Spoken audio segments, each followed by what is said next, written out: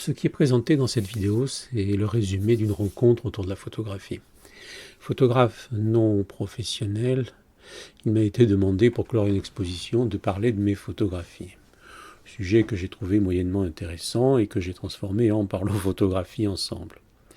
En ajoutant le constat, tout le monde fait photographie. Aujourd'hui, tout le monde a un appareil photo, une caméra dans sa poche et tout le monde s'en sert. L'idée était donc de permettre à tout un chacun d'aborder l'image de manière pertinente sans pour autant devoir utiliser le vocabulaire idiomatique de la spécialité. Et ce d'autant que le vocabulaire descriptif de la photographie est assez pauvre. Donc sortir quelque peu du rapport kidam versus professionnel, voire même poser les questions, créer, se réserver à certains artistes professionnels, et créer en collectif amène-t-il à faire société. Il s'est donc agi pour moi de préparer cette séance de découverte et d'échange en construisant un projet artistique dont la diffusion amènerait les spectateurs à participer activement, se déplaçant de spectateurs questionnés au début à acteurs d'un projet à l'arrivée de cette séance.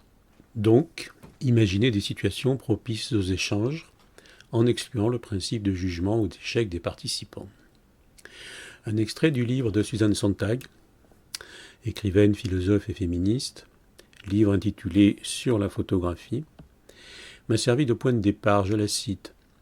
Le surréalisme est au cœur même de l'entreprise photographique du seul fait qu'il crée un double du monde, une réalité au second degré, plus étroite mais plus dramatique que celle que perçoit la vision naturelle.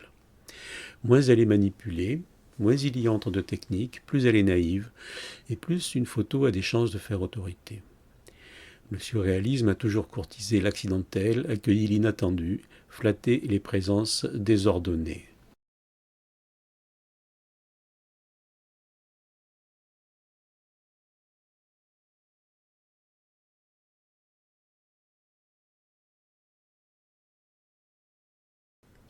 Je ne souhaitais pas faire une séance de diapos commentées.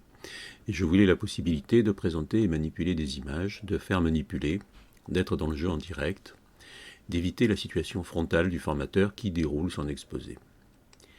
Il me fallait un terrain de jeu dans lequel je pourrais amener les participants, un système de projection facilement pilotable. Vimix pour la projection des images et la construction m'a semblé complètement adapté. Il est complété par Antimicro X et des gamepads issus de PS2 Sony. Antimicro X permet d'affecter chaque touche du gamepad à une action clavier, donc d'utiliser Keyboard de Vimix. Les réglages sont aisés, l'application est stable. On peut raccorder autant de gamepads que souhaité, chacun disposant alors de sa fenêtre. Voici une image dont les déplacements sont commandés par un joystick et deux touches du gamepad.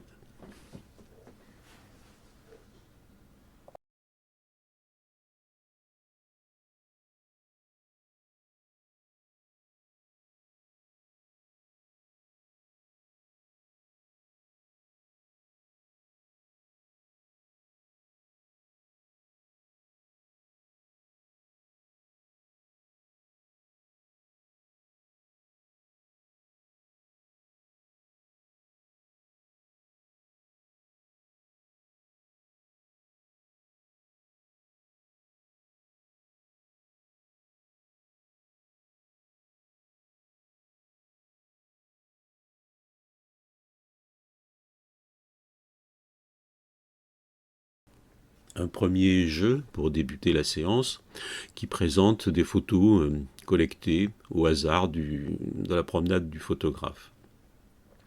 Ces photos illustrent la phrase « Le surréalisme a toujours courtisé l'accidentel, accueilli l'inattendu, flatté les présences désordonnées ». Les photos proposées ont une forme humoristique, facile à déchiffrer. C'est une première manière de faire connaissance en groupe, de s'exprimer chacun sur la photo, d'en choisir une préférée parmi toutes celles présentées.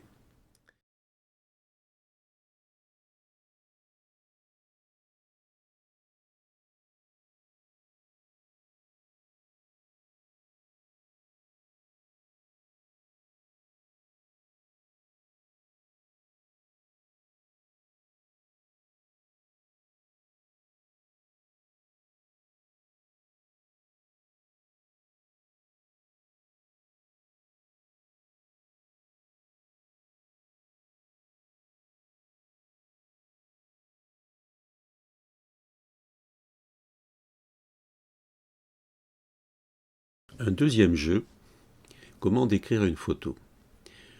Selon que l'on soit photographe professionnel, galeriste, amateur, technicien, le regard et le vocabulaire sont différents et parfois très spécifiques.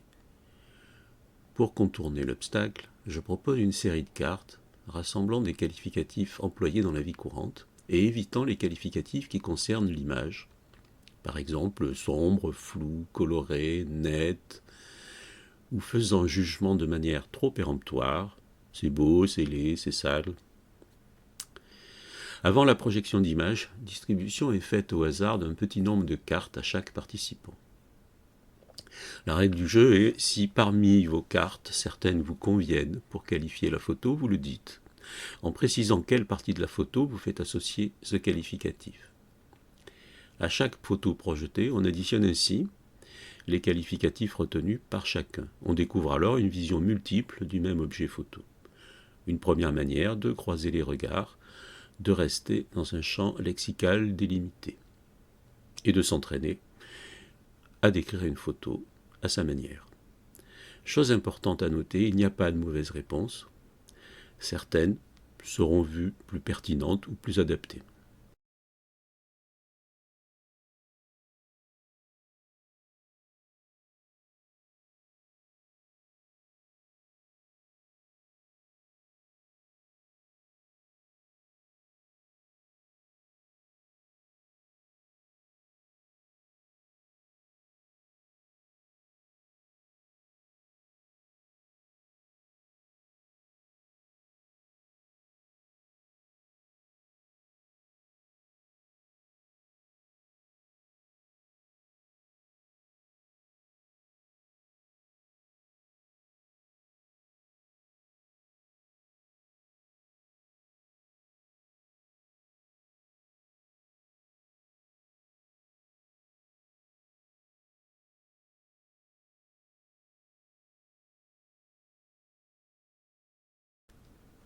Dans le jeu suivant, que j'ai appelé jouer pour comprendre, les participants vont devenir actifs, c'est-à-dire vont prendre en main la commande des projections donc de Vimix.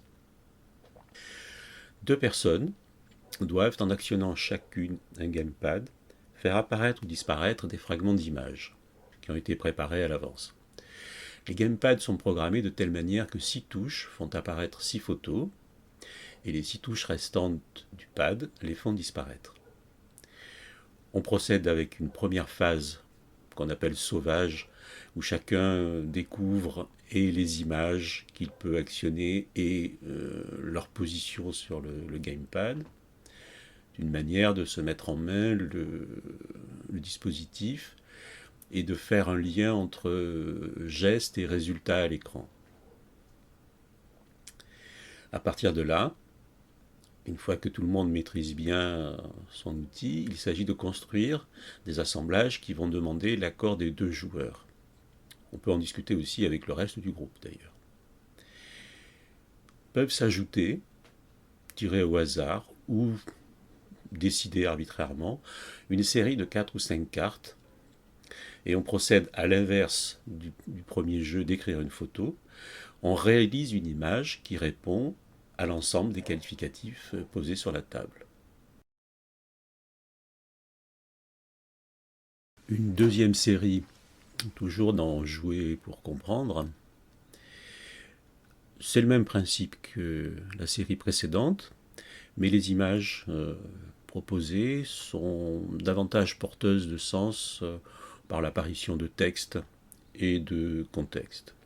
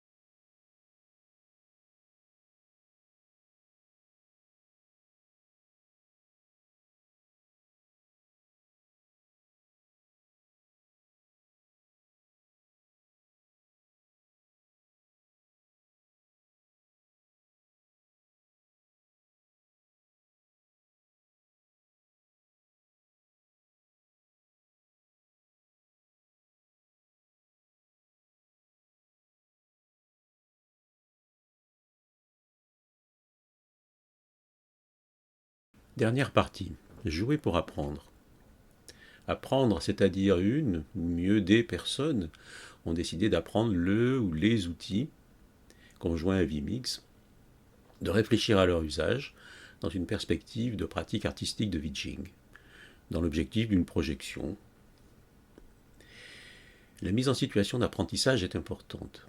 Il ne s'agit pas pour le formateur de donner à répéter une série de gestes, commandes, jusqu'à ce que ceux-ci soient sus par cœur et ainsi reproductibles à l'identique. Un tel cas, de manière générale, serait en contradiction avec les notions d'expérimentation et de tâtonnement, notions qui donnent à l'erreur une place centrale dans l'acquisition de compétences. Qui plus est, une telle pratique serait bien éloignée de l'acte artistique et de sa singularité. La situation d'apprentissage retenue s'appuie sur le concept de situation-problème ou situation complexe. Cela consiste à présenter un défi à réaliser, une énigme à résoudre aux participants.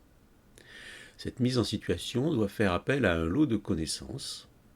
Dans le cas présent, savoir qualifier une image, quelques savoir-faire de base en informatique, ce qu'on appelle l'étayage en pédagogie. Résoudre l'énigme demande aux participants d'aller piocher dans d'autres ressources, de trouver des solutions tant techniques que formelles, bref, au bout du compte, acquérir de nouvelles compétences. Voici un exemple de situation problème. L'archiviste de la Cinémathèque a découvert dans un carton une série de bouts de pellicule en mauvais état. Tellement mauvais état que l'on distingue à peine quelques feuilles de papier, une table, une feuille manuscrite y est adjointe, donnant le titre de ce qui semble être un projet de film inachevé. Objets inanimés, avez-vous donc une âme? Puis un texte illisible à la suite. Connaissant votre engouement pour la restauration d'archives et le récit de fiction, l'archiviste fait appel à vous pour imaginer et réaliser ce projet sous forme de film muet, qui sera ensuite joué en public. Pour ce faire, vous disposez d'un écran, d'un projecteur, d'une station informatique équipée avec Vimix, anti-micro, gamepad, logiciel d'édition photo et traitement de texte. Vous avez un nombre X d'heures. Vous argumenterez votre production, quelle démarche, comment se sont opérés les choix, qu'est-ce qui a été difficile, qu'est-ce qui a été plus facile. En voilà que ce défi peut être ajusté en fonction du niveau des participants, en fournissant ou non une trame de récit, des images préparées, des séquences vidéo, des pistes de travail. Ce qui est à signaler aussi, c'est qu'un tel type de projet, de formulation de projet, peut être aussi transversal, puisque si on revient à la petite citation de Lamartine, on pourrait aussi faire une recherche bibliographique.